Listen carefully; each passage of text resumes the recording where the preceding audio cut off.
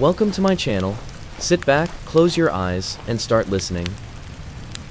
Don't forget to subscribe and leave a comment. Tens of thousands of years before the first written word, before the first city, before the first king or law code, human beings were already falling in love, raising children, forming families, and building the intimate bonds that every society since has tried to understand.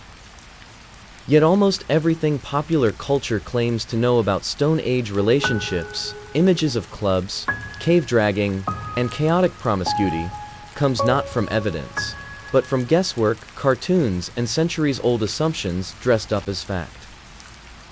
The real story, the one archaeology, genetics, and careful anthropology have slowly pieced together, is stranger, more varied, and in many ways more human than the myth. This is the story of intimacy, family, and survival in the Paleolithic world, told not through invention, but through the evidence actually left behind in bones, tools, and graves. Chapter 1: What the evidence can and cannot tell us.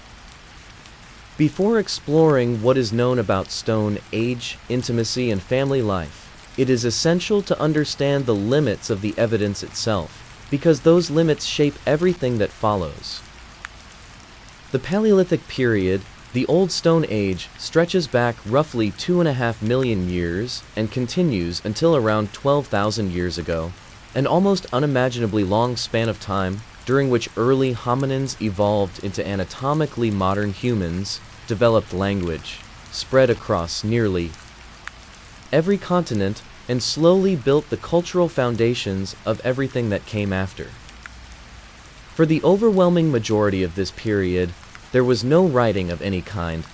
No letters, no records, no personal accounts survive, because none were ever created.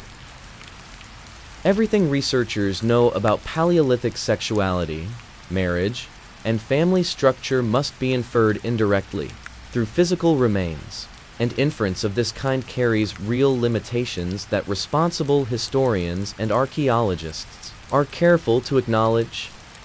The primary sources of evidence come from several distinct fields working together. Archaeology provides physical remains, tools, dwellings, burial sites, and artistic objects such as carved figurines or painted cave walls. Skeletal analysis allows researchers to determine age at death, evidence of childbirth in female skeletons, patterns of injury, and, increasingly, direct genetic information extracted from ancient bones themselves. Genetics, a relatively recent and rapidly advancing tool, allows scientists to sequence ancient DNA and determine biological relationships between individuals buried near one another, revealing family connections that no amount of physical examination alone could ever confirm. Finally, comparative anthropology examines modern, or recent hunter-gatherer societies for patterns that might, with appropriate caution, offer insight into how small, mobile, foraging communities organize family life, though this comparison must be used carefully since modern hunter-gatherer groups are not frozen relics of the deep past, but contemporary societies with their own long histories, shaped by contact with agricultural and industrial societies in ways Paleolithic peoples never experienced. Even when combined, these tools cannot answer many of the questions people are often most curious about. Physical remains cannot reveal whether a particular pairing was based on affection, arrangement, or obligation. Genetic evidence can confirm biological parentage but cannot reveal whether that parentage occurred within a recognized long-term partnership, a brief encounter, or something else entirely, since no ancient DNA can record consent, emotion, or social meaning. Cave art and carved figurines, meanwhile, are open to multiple interpretations, and researchers frequently disagree sharply about what a given image or object actually represented to the people who created it, whether it depicted fertility, spirituality, status, or something else that has simply been lost with the passage of tens of thousands of years. This uncertainty matters enormously, because much of what circulates in popular culture about Stone Age sexuality confident claims about universal promiscuity, or conversely, universal monogamous nuclear families, goes well beyond what the actual evidence supports. Serious researchers in this field tend to speak in terms of probability, regional variation, and open debate, rather than sweeping, singular claims about how all Paleolithic humans everywhere organized their intimate lives.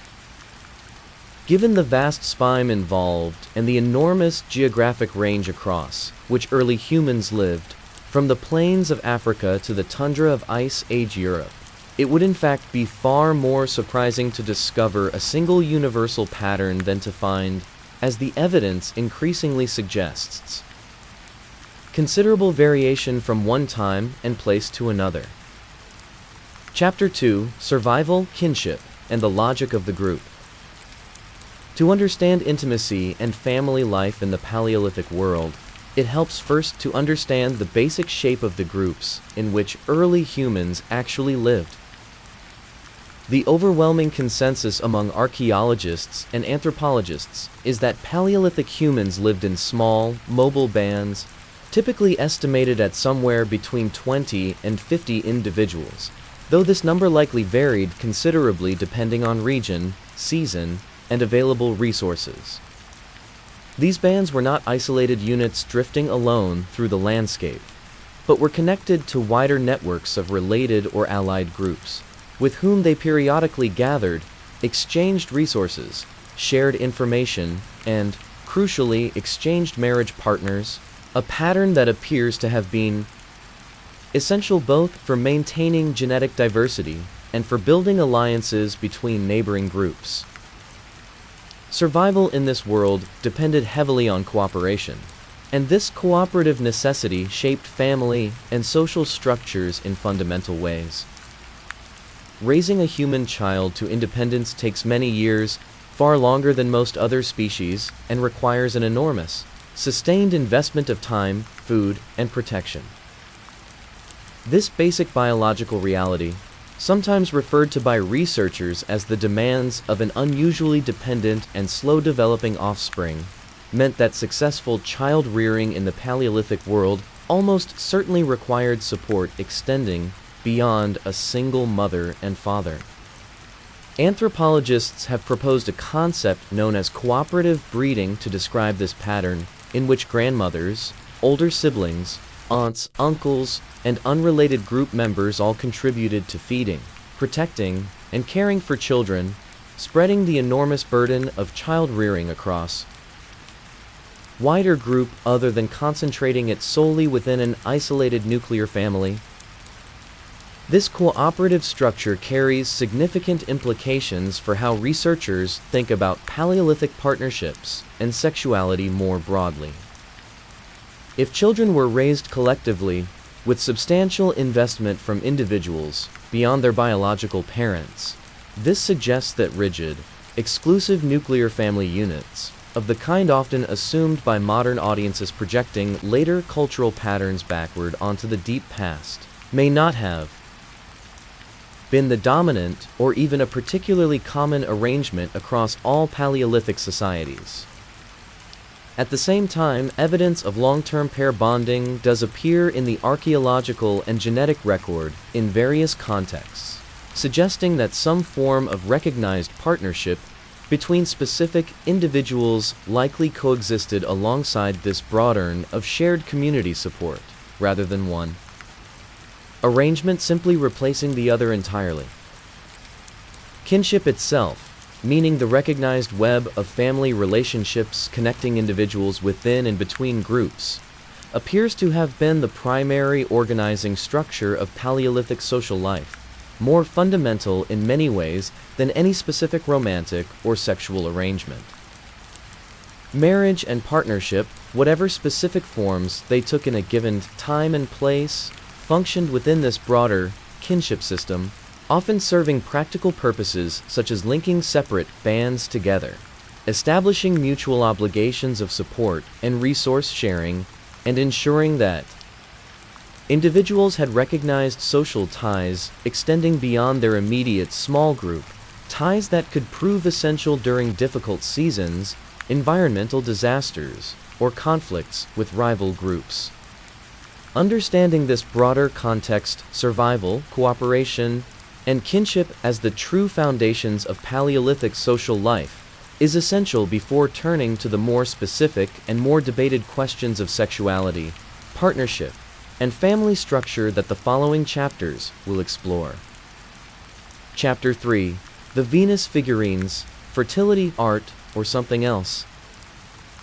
Among the most famous and most debated objects surviving from the Paleolithic world are a group of small carved figurines, collectively known today as Venus figurines, created across a wide span of Europe and parts of Asia beginning around 40,000 years ago, and continuing for tens of thousands of years afterward.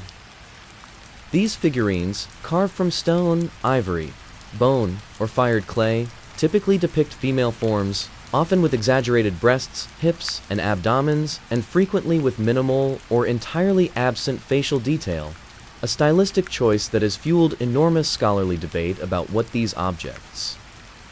actually meant to the people who made and used them. The name Venus figurine itself reflects the assumptions of the 19th century archaeologists who first discovered and named these objects, drawing a comparison to the Roman goddess of love and beauty, an association that, in retrospect, many modern researchers consider misleading, since it imposes a specific, later cultural framework onto objects created tens of thousands of years earlier by people whose own understanding of these figures cannot be directly known. Early interpretations frequently assumed these figurines represented straightforward fertility symbols, or even primitive forms of pornography, created by men for male sexual gratification, an interpretation that dominated archaeological thinking for much of the 20th century. More recent scholarship has challenged this simple interpretation on several grounds. Researchers have pointed out that the exaggerated body proportions seen in many figurines closely resemble the actual self-view a person would have looking down at their own body, particularly during pregnancy, leading some scholars to propose that certain figurines may have been created and used by women themselves, perhaps as a kind of visual or symbolic tool related to pregnancy, childbirth, or bodily self-awareness, rather than as objects created primarily for external male viewing. Other researchers emphasize that the enormous geographic and temporal range across which these figurines appear, spanning thousands of years and thousands of miles, makes it extremely unlikely that a single explanation could account for every example, suggesting instead that different communities may have created and used similar-looking objects for entirely different purposes, whether religious, medicinal, educational, or symbolic in ways not directly related to sexuality at all. What can be said with reasonable confidence is that these figurines demonstrate a clear and sustained cultural interest across many different Paleolithic societies in representing the female body, and quite possibly in themes connected to fertility, reproduction, and the process of childbirth. Subjects of obvious and profound importance to communities whose survival depended directly on successful reproduction and healthy children. Beyond this general observation, however, the specific meaning, ownership, and use of any individual Venus figurine remains a matter of ongoing scholarly interpretation, rather than settled historical fact, and honest treatment of this evidence requires acknowledging that uncertainty rather than presenting any single interpretation as though it were proven beyond doubt.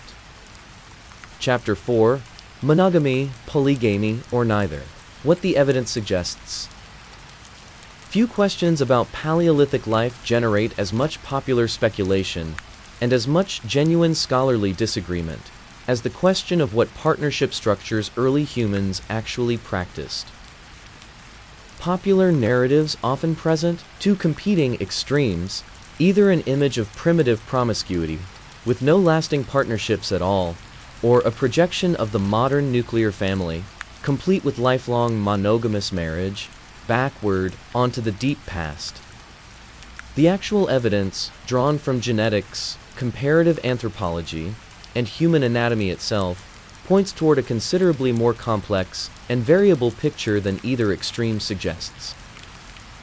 One useful line of evidence comes from human anatomy itself, since certain physical traits tend to correlate across many animal species with particular mating systems.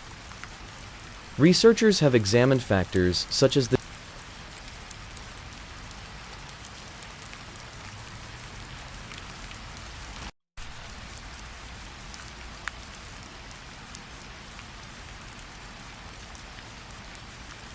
tend to show larger size differences between the sexes than species with more monogamous pairing patterns. Human sexual dimorphism, while present, is relatively modest compared to species such as gorillas, which practiced pronounced polygyny, suggesting to many researchers that some degree of pair bonding likely played a meaningful role in human evolutionary history, though this evidence alone cannot rule out considerable flexibility or variation. Genetic evidence from ancient burial sites has added further nuance to this picture. Studies analyzing ancient DNA from various Paleolithic and early Neolithic sites have found evidence consistent with recognized father-child relationships and multi-generational family groups buried together, suggesting that paternal investment and recognized biological fatherhood mattered in at least some communities, a finding that complicates any assumption of universal, unstructured promiscuity. At the same time, other archaeological and genetic evidence, including patterns observed in some later prehistoric societies, has revealed situations consistent with more flexible arrangements, including apparent polygyny in certain contexts, and cooperative child-rearing arrangements not centered exclusively around a single exclusive pair. Comparative anthropology, examining documented hunter-gatherer societies, similarly reveals enormous variation rather than a single universal pattern. Some hunter-gatherer societies studied by anthropologists practice long-term, largely monogamous pairing, while others practice various forms of polygyny, and a smaller number practice more flexible or fluid partnership arrangements, including societies where multiple men may be recognized as contributing to a single child's paternity, a concept anthropologists refer to as partible paternity, found among some indigenous societies in South America. Given this documented variation among modern and recent hunter-gatherer societies, combined with the anatomical and genetic evidence from the deep past, the most responsible conclusion available from current research is not that Paleolithic humans practiced one single, universal system of partnership, but rather that considerable flexibility, likely shaped by local environment, resource availability, and community needs, characterized human partnership structures throughout much of prehistory, a conclusion far less simple and far more genuinely human than either popular extreme suggests. Chapter 5: Childbirth and Motherhood in the Paleolithic World. Pregnancy and childbirth in the Paleolithic world took place without any of the medical interventions that later societies would eventually develop, and the physical dangers involved were substantial and constant. Skeletal evidence from numerous archaeological sites reveals that death during or shortly after childbirth was a significant cause of mortality among women of reproductive age throughout much of prehistory. A grim reality reflected in the age distribution of female remains recovered from Paleolithic burial sites across many regions. Without modern understanding of infection, without instruments to assist with complicated deliveries, and without any reliable way to manage serious blood loss, childbirth represented one of the most dangerous ordinary events in a Paleolithic woman's life, a risk she faced potentially many times over the course of her reproductive years. Despite these dangers, evidence suggests that Paleolithic communities were not without knowledge or assistance during childbirth. Comparative anthropological studies of documented hunter-gatherer societies consistently show that childbirth was rarely, if ever, an isolated event managed entirely alone by the birthing woman herself. Instead, experienced women, often those who had already given birth themselves or who had accumulated specific knowledge and experience assisting others, typically provided support, monitoring the birth, offering practical assistance, and providing whatever comfort and physical support the available knowledge of the time could offer. While direct archaeological evidence of specific childbirth practices from the deep Paleolithic past remains extremely difficult to recover, given the private and physically transient nature of the event itself, this consistent pattern found among documented traditional societies makes it reasonable to infer that some form of assisted, communal support during childbirth likely represented a long-standing human practice, extending back into prehistory. The period following childbirth carried its own significant demands, since a human infant is born in a notably underdeveloped state compared to the young of many other mammal species, unable to walk, largely helpless, and requiring years of intensive care before achieving any meaningful independence. Nursing an infant, in the absence of any alternative form of infant nutrition, represented an enormous ongoing physical demand on a mother's body, often continuing for several years per child, pattern that also appears to have functioned as a natural, though not entirely reliable, method of extending the interval between successive pregnancies, since prolonged, intensive nursing can suppress fertility in many women, a biological mechanism that may have helped Paleolithic mothers manage the physical toll of repeated childbirth across a demanding, mobile lifestyle. The physical demands of pregnancy, childbirth, and prolonged nursing also carried practical implications for how labor and mobility were organized within Paleolithic communities. Ethnographic studies of documented hunter-gatherer societies frequently show pregnant women and mothers of young infants adjusting their activities, engaging in less physically strenuous or dangerous tasks during certain periods while still contributing meaningfully to the group's overall subsistence through gathering, food processing, and other essential activities that could be more readily combined with childcare. Rather than existing as passive or marginal figures within their communities, the archaeological and comparative evidence increasingly suggests that Paleolithic mothers remained active, essential economic contributors throughout most of their reproductive lives, their labor interwoven with rather than separated from the demanding and continuous work of raising the next generation. Chapter 6: Incest Avoidance and the Origins of Exogamy. One of the most consistent patterns observed across both the deep archaeological record and virtually all documented human societies is a strong, near-universal avoidance of mating between close biological relatives, a phenomenon researchers refer to as incest avoidance, and its associated social practice, the deliberate seeking of marriage or reproductive partners from outside one's immediate family or local group, known as exogamy. Understanding when and how this pattern developed, and how it shaped the structure of Paleolithic communities, offers important insight into how early human groups actually organized their intimate and family lives. Genetic evidence provides some of the clearest support for the antiquity of this pattern. A particularly significant study examining ancient DNA recovered from a roughly 34,000-year-old site in Russia, associated with a group of related Paleolithic burials, found that the individuals buried there, despite representing multiple generations living and dying within the same community, showed no evidence of close inbreeding, a finding that strongly suggests these Paleolithic people were already following the practice of seeking mates from beyond their immediate family group at a very early point in human history, rather than mating exclusively within a small, isolated band.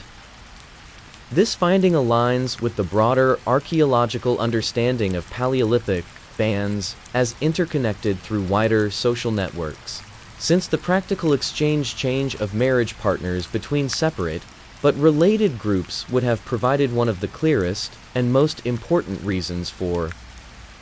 maintaining regular contact, cooperation, and exchange between otherwise distinct communities. The underlying reasons for this consistent pattern of incest avoidance likely combine both biological and social factors, reinforcing one another over time. From a purely biological standpoint, reproduction between closely related individuals significantly increases the risks of harmful genetic conditions appearing in offspring,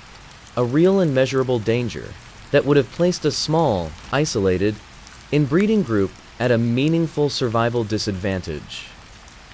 compared to groups that regularly exchange partners with outside communities.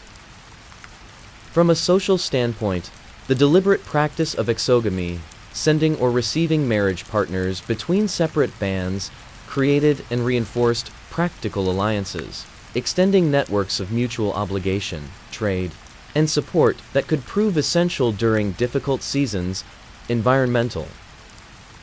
hardship, or conflict, benefits that a strictly inward-looking, closed community would never have been able to access. This pattern of exogamy also carries important implications for understanding the broader social structure of Paleolithic life discussed in earlier chapters. If individuals regularly moved between bands to form partnerships, whether through women moving to join a partner's community, men moving to join a partner's community, or some combination of both patterns varying by region and circumstance, then Paleolithic social identity was likely never confined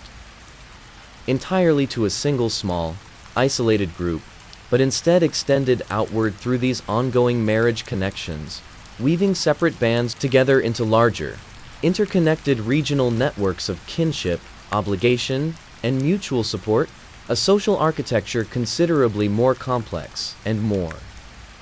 thoroughly interconnected than the popular image of small, isolated Stone Age tribes might otherwise suggest. Chapter 7, Cave Art Ritual and the Symbolism of the Body. Beyond the small carved figurines discussed earlier, Paleolithic peoples across Europe and other regions left behind an extraordinary body of cave and rock art, created over tens of thousands of years, depicting animals, abstract symbols, hand stencils, and, in a smaller but significant number of cases, human figures, some of which include depictions relevant to questions of gender, sexuality, and the human body. Interpreting this art responsibly requires considerable caution, since these images were created by people whose symbolic and spiritual frameworks cannot be directly recovered, and whose intended meaning cannot simply be assumed to match modern viewers' first impressions. The overwhelming majority of Paleolithic cave art actually depicts animals rather than humans, a fact that itself tells researchers something important, since it suggests that hunting, animal behavior, and perhaps spiritual or ritual relationships with the animal world occupied a more central place in the symbolic imagination of many Paleolithic communities than explicit human sexuality did. Where human figures do appear, they are frequently stylized, incomplete, or combined with animal features in a way anthropologists call therianthropic imagery, blending human and animal characteristics in figures whose meaning likely relates to ritual, storytelling, or spiritual belief systems that are now largely lost to direct historical record.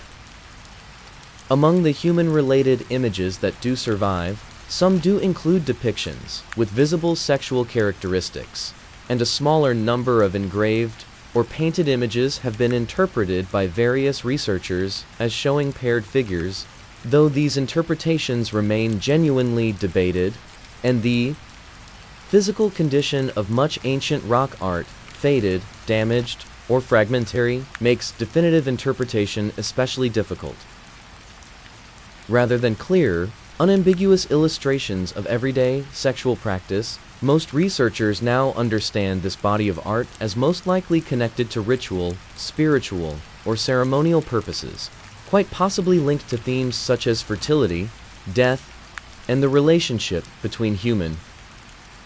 communities and the natural world, rather than functioning as straightforward documentary depictions of Paleolithic daily life. What can be said with greater confidence is that the body itself, in its various forms, clearly held symbolic importance within many Paleolithic artistic and ritual traditions, appearing consistently enough across different regions and time periods to suggest a sustained cultural engagement with questions of fertility, reproduction, and physical existence. This symbolic engagement likely operated at a level considerably more complex than simple decoration or casual representation, connected instead to the deeper spiritual and communal frameworks through which Paleolithic peoples appear to have understood their own place within the natural and social world around them, frameworks that modern researchers can only partially reconstruct through the physical evidence that happens to have survived. Chapter 8: Burials, Pair Bonds, and What Graves Reveal.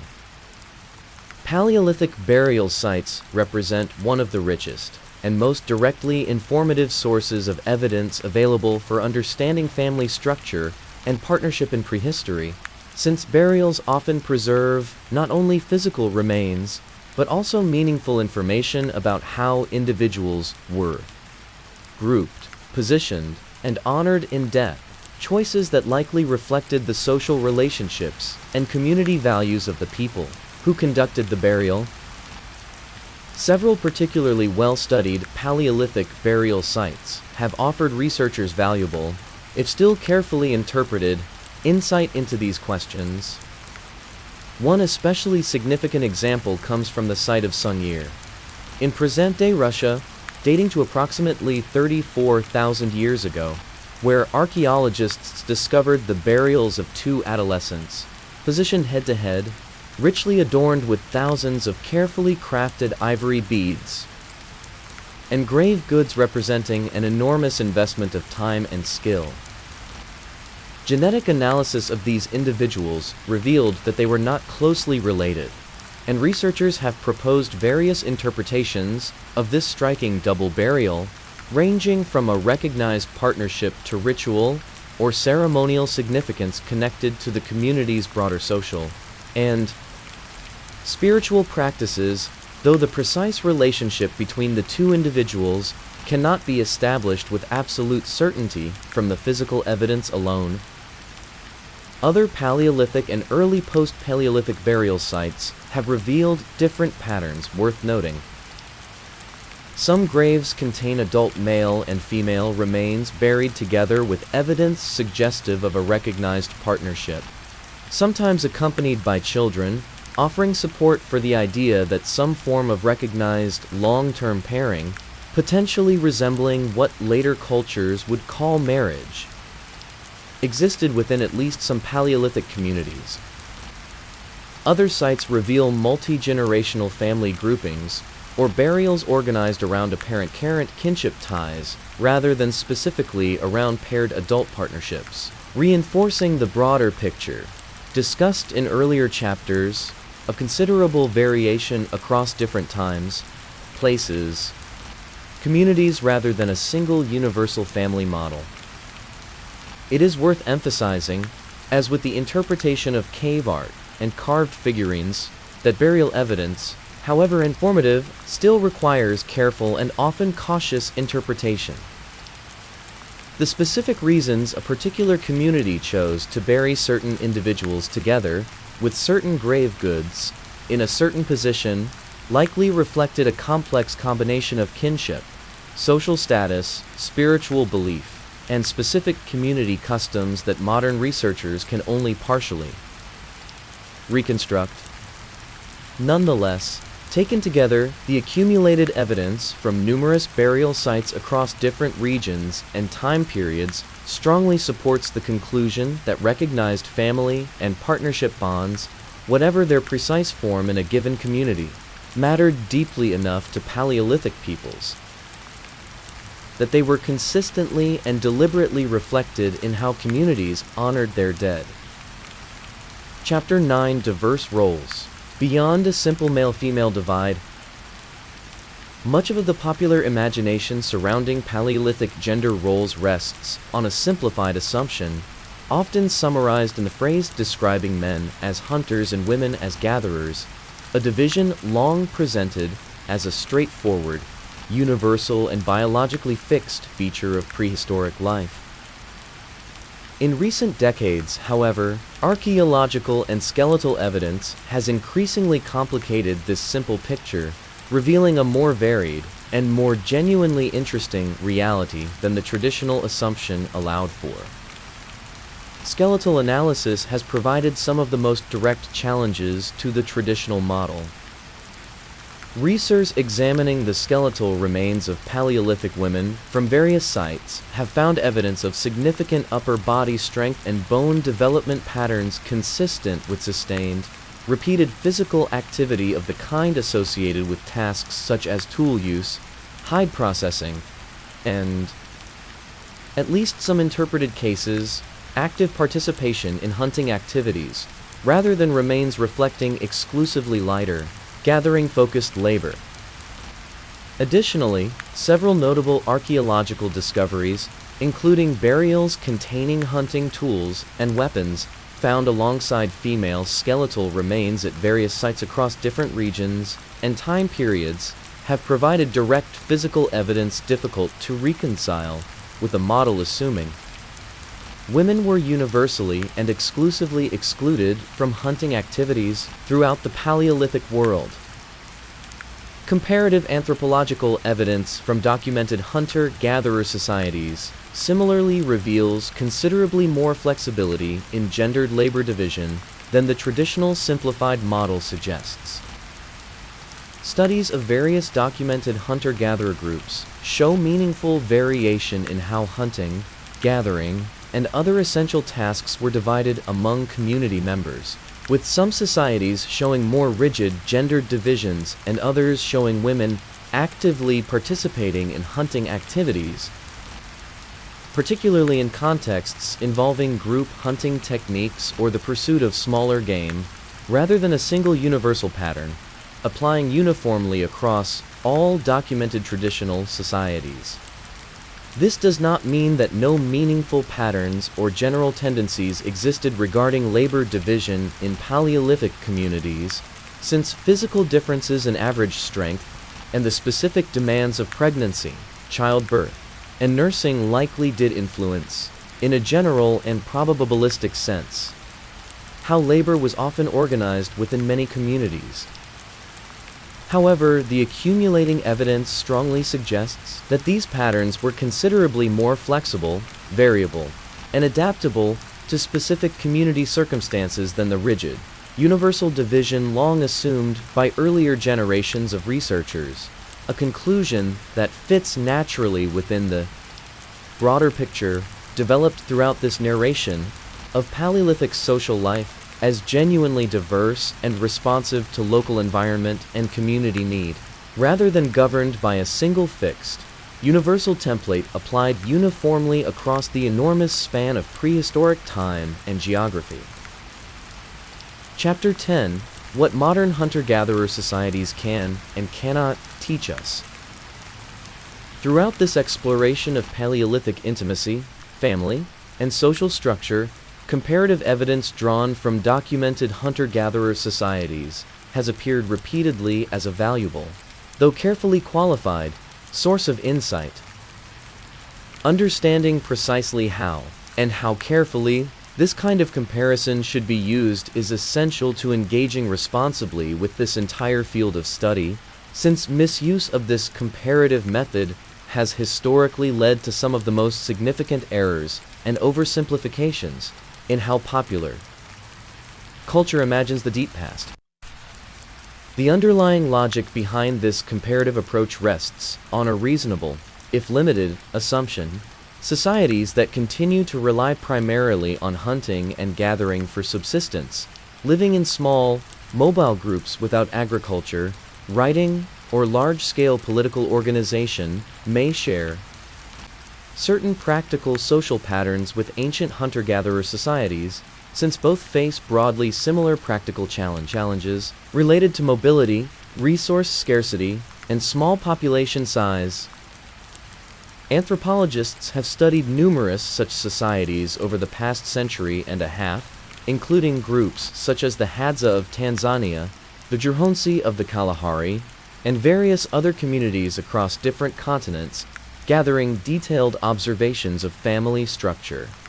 marriage practices, labor division, and social organization that have informed much of the comparative reasoning discussed throughout this narration. However, this comparative method carries serious and well-recognized limitations that responsible researchers consistently emphasize. No documented modern hunter-gatherer society represents an unchanged, frozen snapshot of the deep Paleolithic past.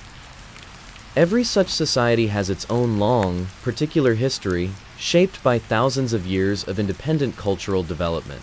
and especially in recent centuries, by significant and often disruptive contact with neighboring agricultural, colonial, and industrial societies, contact that has frequently altered traditional practices, territories, and ways of life in ways that cannot simply be ignored or subtracted out when using these societies as comparative models. Additionally, the relatively small number of hunter-gatherer societies available for modern anthropological study represents only a tiny surviving fraction of the vast diversity of human societies that likely existed across the entire Paleolithic world, meaning that even careful, honest comparative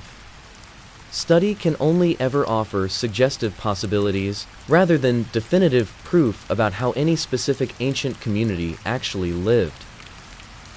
Given these real and significant limitations, the most responsible use of comparative anthropological evidence, the approach taken consistently throughout this narration, is not to claim that modern hunter-gatherer practices directly prove what Paleolithic peoples did, but rather to use this evidence cautiously, as one useful source among several, including archaeology, genetics, and skeletal analysis, helping researchers generate plausible hypotheses and identify the realistic range of human social flexibility, while always remaining honest about the very real uncertainty that continues to surround so many specific questions about how our distant ancestors actually organized their intimate, family, and community lives across the enormous and varied span of the Paleolithic world. Thank you for listening. Don't forget to leave a comment and subscribe.